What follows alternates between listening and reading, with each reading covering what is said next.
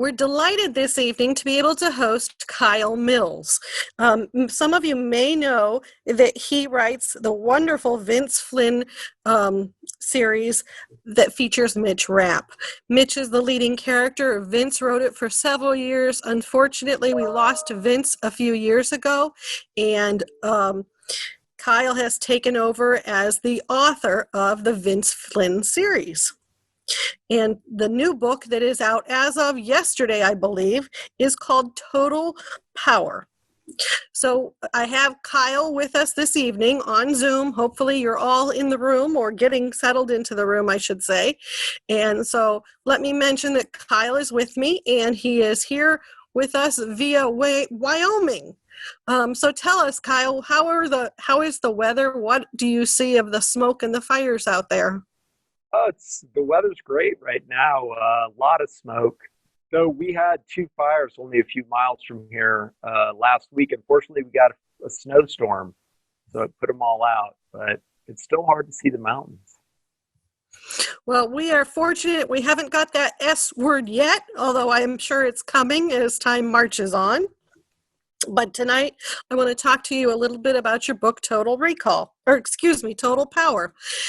I'm going to let you sort of give a brief synopsis of the plot to people that are unfamiliar with the stories of Vince and the stories of Mitch Rapp. So if you would give us a brief synopsis, I'd appreciate it. Sure. This is a book about kind of an American psychotic teaming up with some terrorists, and they bring down the entire U.S. power grid. So the entire country's in the dark, and they're trying to get it back on. But it was kind of a new challenge for the main character, Mitch Rapp, who's been in like 20 books now, because he's always the guy that saves the day. So I wanted to kind of create a situation in which he didn't save the day, and he sort of had to pick up the pieces. So it's about the power grid. I had an unusual experience when I was dating my now husband, and we happened to be driving one evening down the street, and out loud I asked him why the utility poles were on one side of the street as opposed to another. He found this to be a very interesting question and proceeded to follow the train of the power literally from those poles to each substation that evening, and I ended up at a power plant following the line of power. I don't think that I had personally ever thought about the power grid until then. And the power grid and technology are so much a part of this story. You must have done extensive research and a great deal of reading to sort of get an understanding of our power grid. Yeah, it is complex. It's like 3,500 utility companies, 55,000 substations, and maybe 200,000 miles of transmission wire. And they all have to work in this perfect kind of concert. So like when you plug in your hair dryer, the power company has to give you that much more power. Exactly. And then when you unplug it, they have to take that power away, which is really interesting. It's interesting that it even works. And some of it's 100 years old, but it manages to work. Unfortunately, it's really vulnerable to attack. It can be attacked, with through the internet, cyber attacks, or it can be attacked physically. And it would only, out of the 55,000 substations, you'd only have to take out 9 of the major ones to put the entire country in the dark, potentially for as much as a year or 18 months. And if you did that, the government estimates 90% of Americans would die. Well, it sort of begs the question, given the fact that you're speaking at a library, did you do a lot of research at libraries regarding the power grid and about these power stations and multiple utility corridors? Not too much at libraries, because they probably wouldn't carry things like big reports from Congress on the power grid, or you can't. It's not that easy to watch the speeches or congressional testimony of CIA people and stuff like that were talking about it. So a lot of it was done over the internet, over people I know. Which brings me to your character, Mitch Rapp. Now, I've read some other thrillers. This is my first Mitch Rapp book that I have read, and I greatly enjoyed it and would strongly recommend it.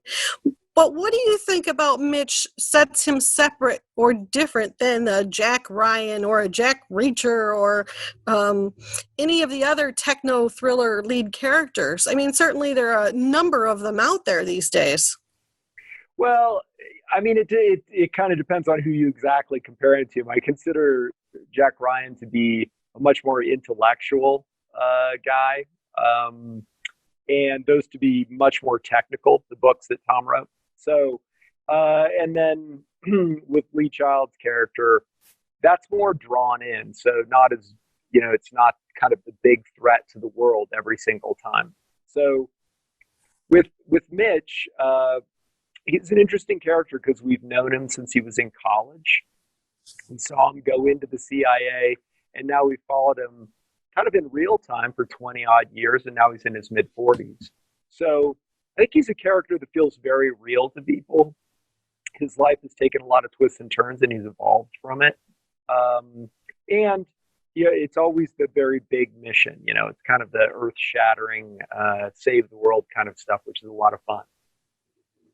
So I do have one request for you to speak a little more into your microphone because you're tending to fade out ever so gently, although we get the gist of it. Okay. And I'm also going to ask you or mention the fact that you come from a family that sort of is a little bit deep in the world of, I don't want to say espionage, but certainly your background lends you to understand the world of espionage, I would say. Would you care to clarify or tell me what your family thinks of your books? Oh, they like them. My father was an FBI agent, and he was the director of Interpol and the legal attaché to the United Kingdom. So, and that was from a very early age. I think I'd barely been born when he went into the FBI. So my entire life was surrounded by, FBI, CIA, Spec Ops guys, MI6, MI5. And so I thought that was normal. And growing up, it was really fun. You're a young boy and all these larger than life people, and they had all of these amazing stories. And I kind of absorbed them and absorbed the characters. And when I decided to write a book, this was before the internet even, research was much harder. I thought, they say write what you know. And I thought, if I was going to write about the director of the CIA's office, it's pretty easy for me because I know him. I've known him for years. I could just give him a call and ask him about it. So I embarked on that first book and used all my contacts at the FBI and DEA and CIA to try to keep it realistic. And I have to admit, I never really planned on writing a second book. And now we're 20 years into it. But so it's worked out. But it was a really fun project to do that first one. It's my understanding you recently signed a 3-book deal to carry on for Vince Flynn with the Mitch books.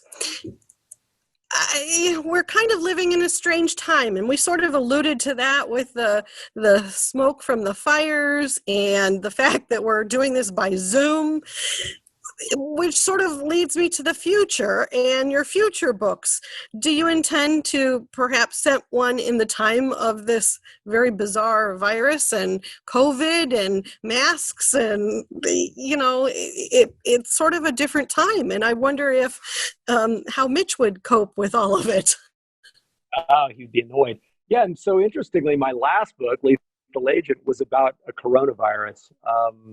And being potentially used as a bioweapon. So I'd actually done a lot of work into that. And Mitch worked so hard and almost died, saving us from this coronavirus. I'd hate to have it come back at him.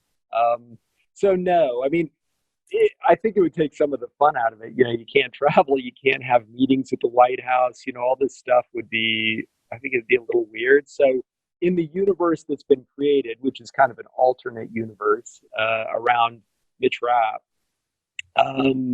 there will not be coronavirus. And I'm hoping by the time the next book comes out, it'll all be a bad memory. I do have one other person that told me they're still having problems with you fading in and fading out. But I don't think it's my microphone. Maybe it's I don't know. I Okay. have good connection. I do want to mention and ask you very briefly about the beautiful Christmas cards with your book. That's kind of unusual for an author to offer these wonderful cards with the sale of your book, which gives me a great opportunity to mention the fact that the Learned Owl, our local bookstore, will carry these books. And with each purchase, then you get a very unique Christmas card. Would you care to tell me where the idea for that came from? Well, it's kind of a strange thing. So when I first wrote this book, it was set in the summer because if you were going to attack the power grid, that's the best time to do it. If you want to do is, the maximum sort of devastation, create the maximum destruction. But as I played it out, it was so devastating if that happened in the summer that everybody died. Like nothing Mitch could do there. I couldn't come up with a single scenario in which he could save America. We just all died. So I changed it to be around Christmas. And after having read the book, my publicist said, it would be really fun is since it's right around Christmas, it's set right around Christmas. Why don't we make some Christmas cards and we can pass them out? And then, of course, they're fun Christmas cards. They're things like Mitch strangling people with Christmas lights and stuff. So they're not really traditional. But we thought that'd be a fun thing for people to have. I actually just got a box of them. They'll be my Christmas cards this year. As I said, you'll get one with every purchase of the book. But relative here, I need to sort of talk to you about Vince. And you took over this series probably at a fairly crucial point for Mitch from Vince. Unfortunately, he passed away. That must have been a heck of a challenge. Can you speak to that challenge a little? Yeah, it definitely was. I had been a fan, but just a fan. I mean, I'd never really thought about writing the books or anything. And when he passed away, I remember thinking kind of selfishly, well, I hope that, the character doesn't go away too, because, there had been no closure at the end of the last book. The guy, he'd just been sort of left hanging. So, and I was hoping they'd hire somebody to at least finish it off, at least, he could retire or whatever. It'd be a book retired. And like a month later or something, they called me and asked me if I would be interested in doing it. So, yeah, I thought about it for quite a while. I didn't know how fans would feel about it. If they'd want it to continue, or if they'd want Mitch to go with Vince. But in the end, I decided I'd throw my hat in, and if it worked out horribly, I only had to do 3 books. But it didn't. The fans really wanted to see the character continue, just like I did, and they wanted to see Vince's legacy continue. So it worked out really well. I wrote The Survivor. He had written 3 pages of that book. And, I worked really hard. I reread all the books and I took all these notes, and I wanted no one to be able to tell what 3 pages he had written. Nobody would be able to tell the difference between my work and his work, and no one ever found them. So I felt like that was a successful effort. What was the hardest part of writing this book? This specific book, probably the research, because it's just a really complicated system, and it's complicated to tell the story. Well, it was complicated. I worked really hard to tell this story because I think everybody's been through blackouts, right? And they're a pain, but you don't think, well, I'm going to die or anything like that. So the idea was you had to explain why they're so dangerous. That if the power went out, across the country and not just say on the eastern seaboard because of a storm or something, that there would be no help coming. The grocery stores would empty out. After a couple of weeks, actually, the water supply would go out, and you couldn't escape cities. If it's summer, you get there are fires everywhere because of the power grid being kind of catching on fire. And so, in the end, though, when coronavirus kind of came about, I think people now have this inkling of what it's like, a very small inkling compared to what happens in my book. Of you go to the store and it doesn't have stuff in it, or services start to break down, you can't get things. So it's made it. It's been unfortunately for the world, but maybe fortunately for this book, it's made people understand it and sort of feel it a little more. And I wouldn't have to go into such incredible detail of the exact steps that the world would go through if the power went out in the United States. Related here, I want to ask you, did you have toilet paper shortages in Wyoming? We did, yeah. It was funny, and I got that one. Like, if you read this book, I figured out the toilet paper shortages. It's in there, but I had not figured out the hair care product shortage. As you can see, I have very short hair, so I didn't really think about that as being important to people. So I missed that. The other thing I wanted to very briefly mention was the lineman crews. If you're ever on a turnpike when there's a major storm brewing in the United States, you suddenly see all of these linemen, utility companies going up and down turnpikes en route to storms to help, put the grid back together after the storm. Did you talk to any of those kind of individuals when you were doing research? No, I didn't have to, because it wasn't really the scenario. Because, again, you've got a limited area that's hit by a storm. You can bring people in from outside, and usually that's physical damage to lines. Repairing a substation, particularly a large substation, is virtually impossible.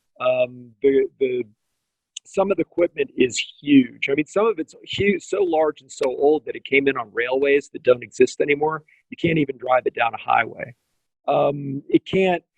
Building them takes a year. Mostly they're made overseas. You can't move them around very easily. So if it went down the way I said it would, there's really not a lot you could do to repair it.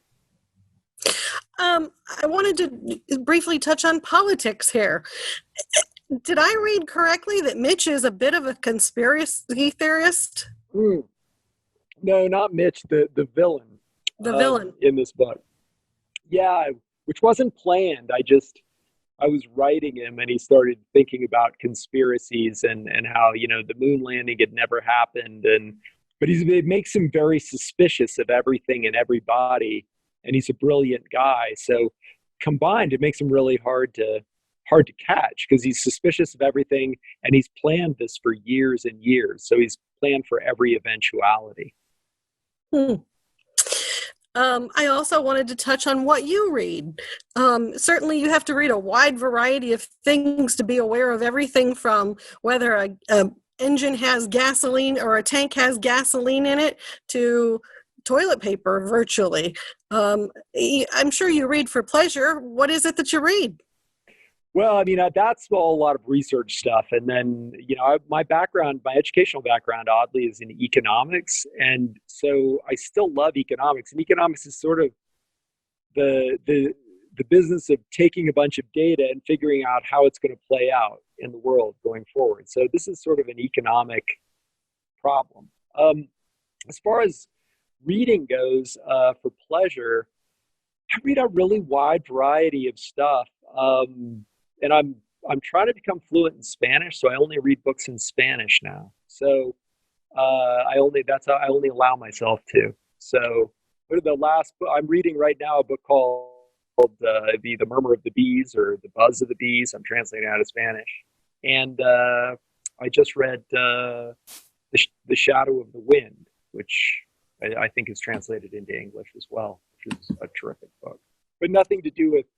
Do you travel to the locations? Many of the locations that are the settings for the book?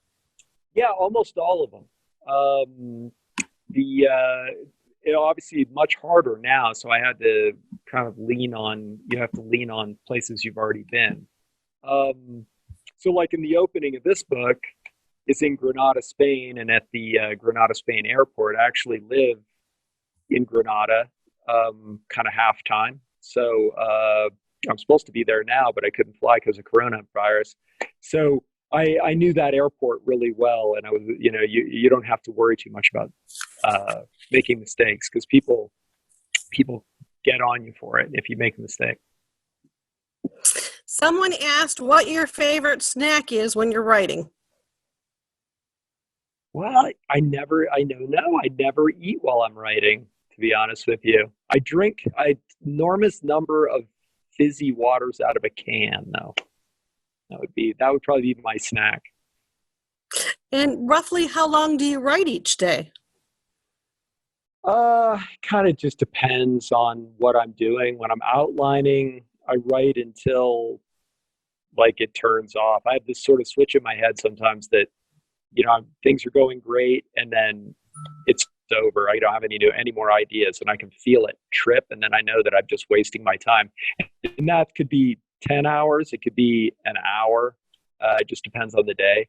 And then I write a chapter a day. So if it's a long chapter, it might take 8 or 9 hours, and if it's a short chapter, it might take 5. Are there things that you want to tell your reader that you want to like preface the book with, or say something in advance of the story?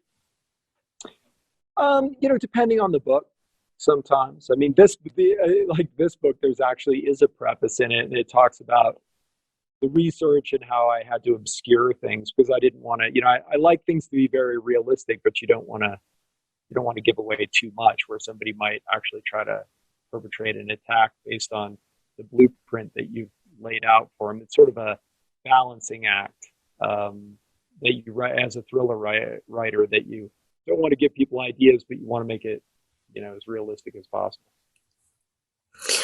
And do you see Mitch growing old and still doing this? I mean, at 75, do you see him out solving solving the world's problems? No, but well, it's funny because Vince, he aged Mitch realistically. So Mitch started out, he was 24 years old. Every book, he pretty much more or less got a year older. He was in his mid 40s.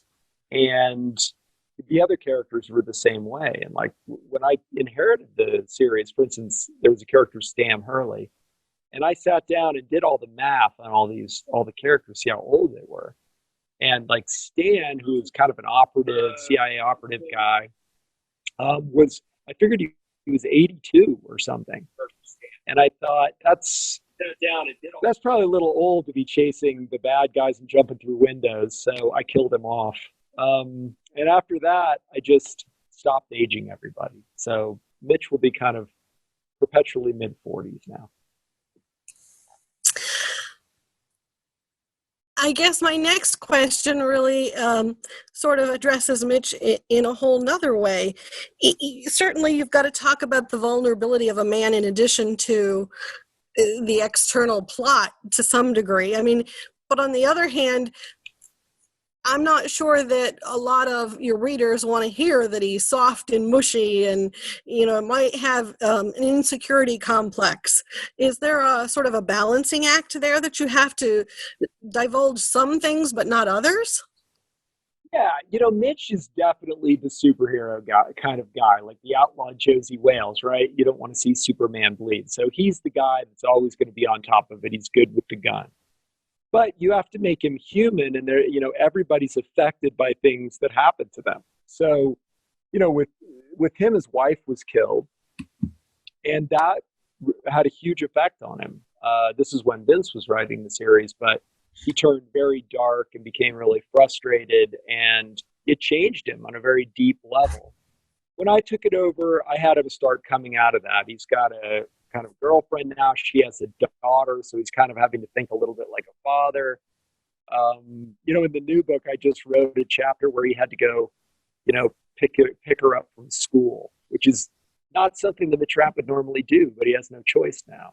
So he's thinking about that, thinking about the future, and thinking about one thing he's never really pondered was getting old, because he never thought he would. That he'd get slower, and one day he'd be too slow, and that'd be the end of him. But now he's thinking he might have a future, and he's having to deal with that, which is kind of a strange thing to have to worry about, but it really worries him because he had no plan for that. I don't want to dwell too much on Mitch. I mean, you are a writer of other books as well. Is it challenging for you to sort of keep Mitch in his own little compartment while you do these other books? I've written a lot of books. I've written, don't know, what, something like 11 of my own. I'm sorry, we're just not hearing you too well. I'm sorry, I got this thing right in my face. Um, That's a little yeah, better. so is that better? Um, yeah, I wrote 11 or something for myself. I think three for Budlum, and then these for Vince. And I think one of the things that's helped me is that Vince and I didn't have a similar style, really, of writing. So it's easy for me to stay in his voice because it's not like I can slip into mine. It's pretty obvious I'm doing. The question that everyone asks is, what about a movie deal? Do you see Mitch on the big screen? Well, yeah, a couple of years ago, they made the first book in the series, American Assassin, which was really cool. It's really fun to see. And now we're working on more, whether it would be another feature film or or maybe like some sort of a Netflix series because there's such a large body of work there. But Hollywood is it's a little difficult to do anything now because they're not really filming because of coronavirus. And it's everything, the wheels have sort of ground to a halt. So when all this is over, hopefully, yes, because it was fun to do the first one. Barb says you have a twinkle in your eye, and she wants to know about your sense of humor. Do you think your sense of humor comes out in your books? I think so. In fact, that was probably the biggest change I made to the series. Vince wrote them, and they were very, very serious. Even though he had a good sense of humor, the books didn't have funny stuff in them, and it was strange. But the first person to ever notice that was the audiobook reader, George Goodall, and he had mentioned that, oh, these books have funny stuff in them now because he had to perform it. But I think everybody liked it. There weren't that many changes I made. I killed off a couple of characters that I didn't understand, added a little humor, and I think people like it because it sort of breaks the tension. Someone else wants me to ask you about the Flynn estate. Do they have much input into your plots or character description? No, I pretty much do the creative side. I've become friends with them now.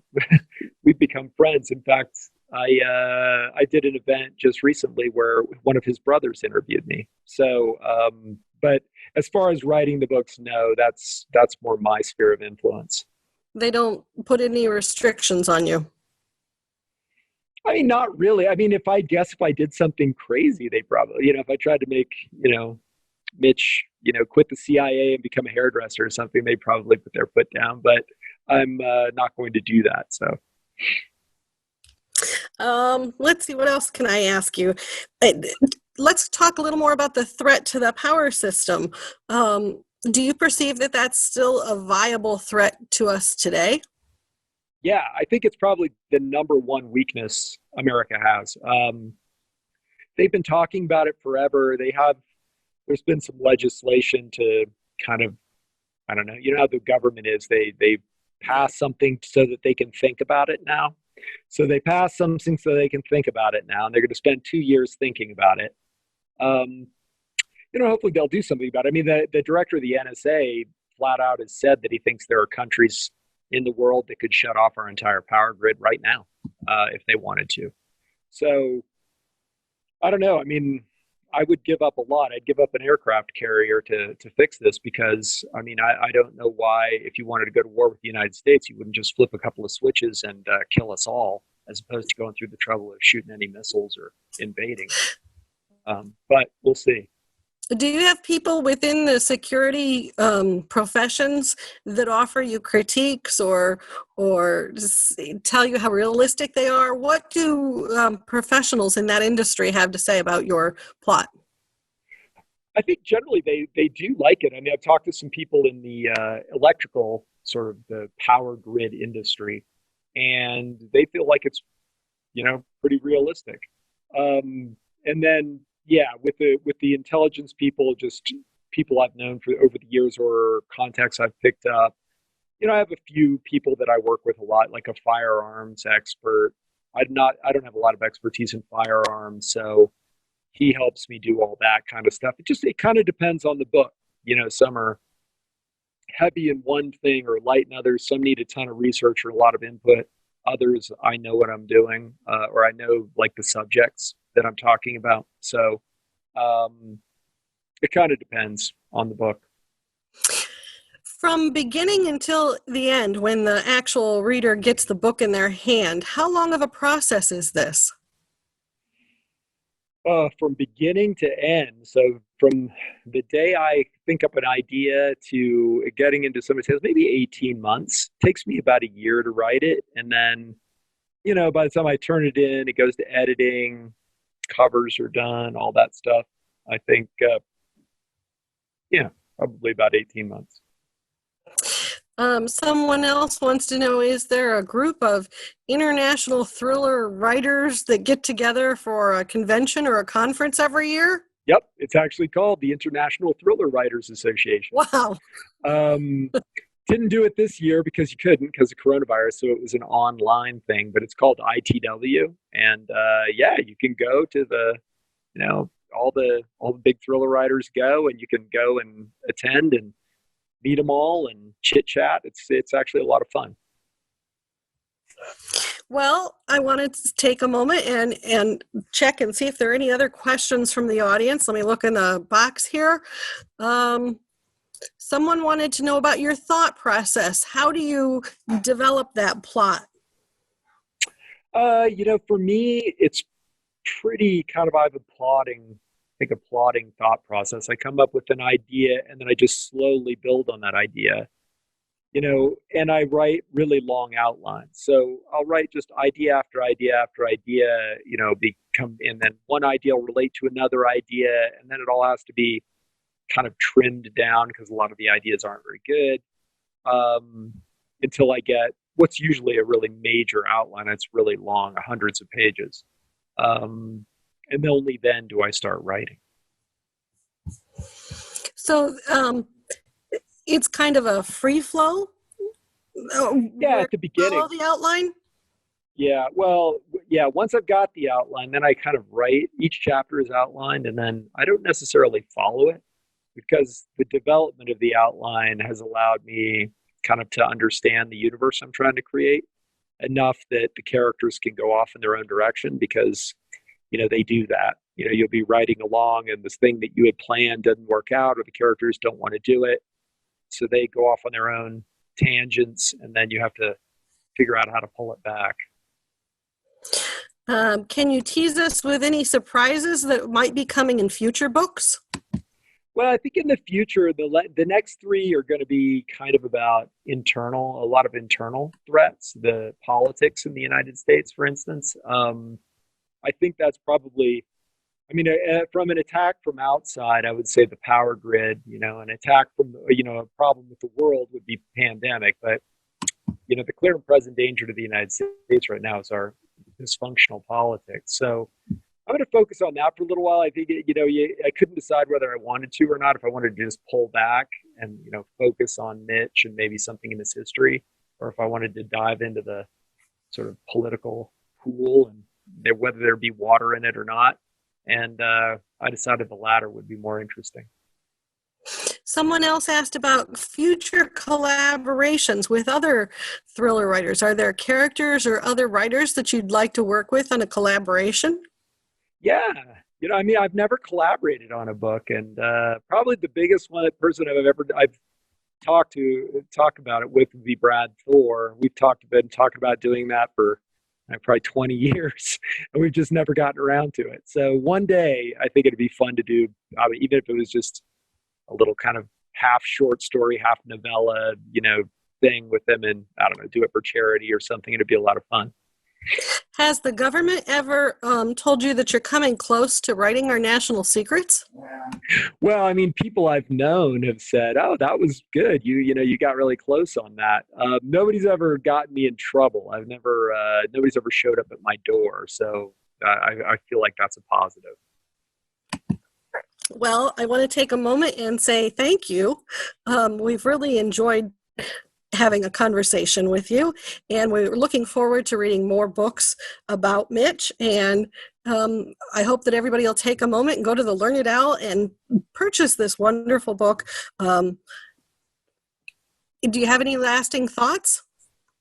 No, I hope people get it and they enjoy it. I hear all the time people will get these books and, they'll buy one of mine and the latest one and they'll think, oh, this is so great. I want to go back and read the whole series. So they go back and buy the whole series. And it's always such a great discovery when you find something like that where you think, oh, it's like binging, a show. You think, oh, wow, I have 20 books. I can go back to this character in high school or college and then follow him all the way forward, which is a lot of fun in the series. Vince wrote, he created a really terrific and iconic character and a lot of great stories.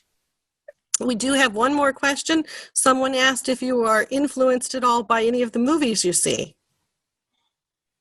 Not really. I don't watch that many movies, to be honest with you, or watch very much TV. So, no, I mean, people talk about, it's funny, people talk about all these movies like, is there one called 24 or something that apparently is very similar to this? I think Vince actually worked on that. And I've never seen it. So I don't have a TV, actually. I don't like TV channels. So, mostly no. Well, again, I want to say thank you very much for doing this. We truly appreciate it. And I encourage everyone to go out and read the Mitch Rapp books. And certainly this newest one is a gift to us all. Make sure you get your Christmas card with your purchase of the book. And thank you very much. We appreciate you coming in from Wyoming and on Zoom for this. Well, thanks for having me. You're welcome. Have a good evening. And thank you all for joining us. Yep, thanks for coming. All right. Bye-bye. Good night.